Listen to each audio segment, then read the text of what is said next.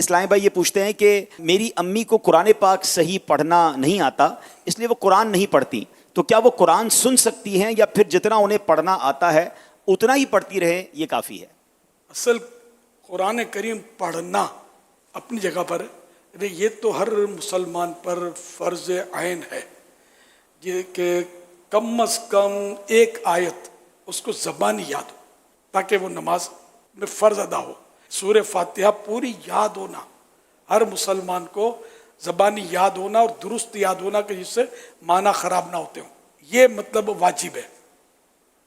اب جو گونگا ہے یا جس سے بن نہیں پڑتا پھر اس کے اور مسائل ہیں، تو یہ واجب ہے کہ ایک سورہ فاتحہ اور 3 آیتیں یا 3 آیتوں کی مقدار، بھلے ایک آیت ہو اس کا کوئی حصہ ہو مگر وہ 3 آیتوں کے مقدار میں اس کی ہو، اس کے پھر وہ کہ 25 حروف اعلیٰ حضرت نے رحمۃ اللہ علیہ 3 آیتیں چھوٹی نکال کر کون سی صورت کی نکالی ہے؟ 3 چھوٹی آیتیں ہیں سورہ مدثر کی، ثم نظر ثم عبس وبصر ثم ادبر واستکبر۔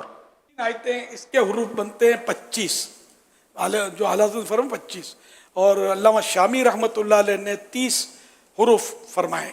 اعلیٰ حضرت نے 25 حروف اور شامی نے 30 حروف کو، کم از کم 30 حروف واجب ہیں۔ تو اس میں مطلب اعلیٰ حضرت رحمۃ اللہ علیہ فرماتے ہیں کہ 25 سے واجب تو ادا ہو جائے گا۔ اعلیٰ حضرت کی تحقیق یہ اپنی جگہ پر مجتہد فی المسائل تھے، اعلیٰ حضرت کو علماء نے مجتہد فی المسائل قرار دیا ہے۔ لیکن مستحب یہی ہے کہ 30 کم از کم پڑھی جائیں تاکہ اس قول پر بھی علامہ شامی رحمۃ اللہ علیہ قول پر عمل ہو جائے۔ اتنا مطلب یاد رکھنا یہ واجب۔ پھر یہ کہ مستحب کی مقدار میں یاد ہونا یہ مستحب۔ تو اتنا قرآن تو اب دیکھ کر پڑھنا نہ آتا ہو تو اس کا نہیں لکھا، بلکہ یہ کہ یاد ہوں۔ اب یاد ہوں تو کسی نے یاد کروا دیا، یہ بھی تو ہو سکتا ہے نا کہ دیکھنا نہیں، دیکھ کے نہیں پڑھ، یہ سارا یاد ہے اور وہ درست یاد ہے، تو اس کا فرض واجب وغیرہ اس میں ادا ہوگا۔ تو اگر اب رہا یہ کہ والدہ کو آتا نہیں ہے تو سیکھنا تو ہوگا، والدہ ہوں کوئی بھی ہو سیکھنا ہوگا، جتنا میں نے کہا کم از کم اتنا تو سیکھنا ہوگا۔